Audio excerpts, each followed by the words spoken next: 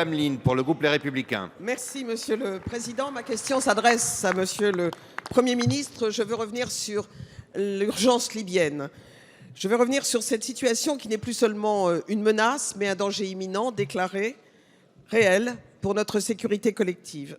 La Libye est devenue la base arrière du djihadisme et elle vise directement notre sécurité comme elle affecte la transition déjà fragile des pays de la région. Les récents attentats qui viennent de frapper la Tunisie, dont nous sommes naturellement tout à fait solidaires, ainsi que la stabilité des pays de la région, qu'il ne faut pas oublier, rappellent, s'il en était besoin, que nous avons, avec la croissance de Daesh, un risque nouveau, tout à fait déterminant aux portes de l'Europe.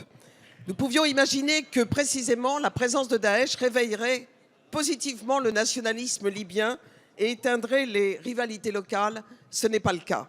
Et aujourd'hui, malheureusement, le gouvernement d'unité nationale reste une fiction légale, alors que sa validation institutionnelle est nécessaire à la légitimité et à l'efficacité de toute action internationale, politique, économique, voire militaire.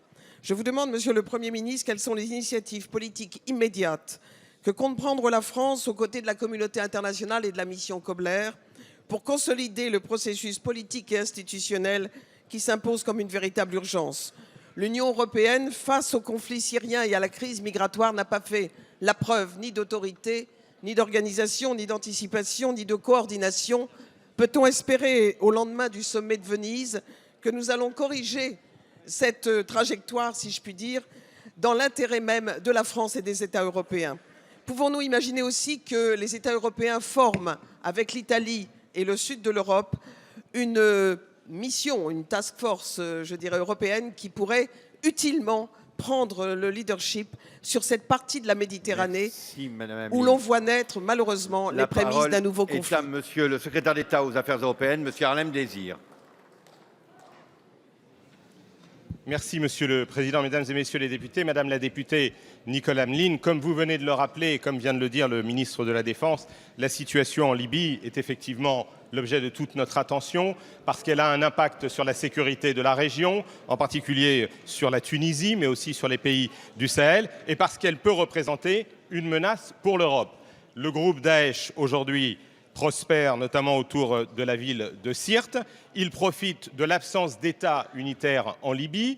Il profite de l'absence d'unité du peuple libyen. Et donc, vous avez raison de rappeler que la priorité de la France, comme de la communauté internationale, c'est la constitution d'un gouvernement d'union nationale en Libye. Et nous soutenons les efforts du médiateur des Nations Unies, M. Kobler, pour aboutir à la constitution de ce gouvernement, qui a d'ores et déjà reçu le soutien d'un très grand nombre de parlementaires de l'Assemblée de Tobrouk, même si celle-ci n'a pas pu se réunir.